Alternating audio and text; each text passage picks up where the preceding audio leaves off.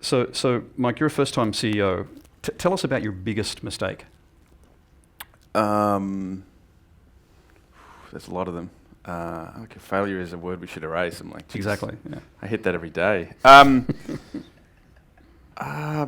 Probably not understanding people enough and how important they are. We've been very big on culture and those sorts of things, but actually that's not true. It's probably learning to fire people quickly enough. Actually, if I had to have one big mistake, the only times we've made huge egregious errors is where we've let someone who was a good person in the wrong job stay around for too long just because we were gutless. Is it because you're gutless, or because you felt an obligation to try and nurture them and teach them and make them better? Yeah, a little from column A, a little from column B. Mm-hmm. It's a very hard conversation to have with someone to say that it's not working out. And we've had to do it a lot now. Yeah, I mean, your initial time, you definitely think, if I work a little harder or put them in a different job or do this or do that. And sometimes they just need a different environment altogether.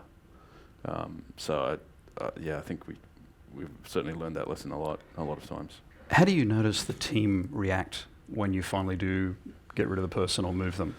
I reckon there's two reactions. The first reaction is people like, thank Christ, why didn't you do that sooner? And then you're like, oh shit, everyone else noticed but me. That was a bad sign. The second reaction is you get from teams, which is usually from their subordinates. And usually I found this is where you have a manager or a team lead or something that is a great guy. Everybody loves him. He's like what I call the suburban soccer coach.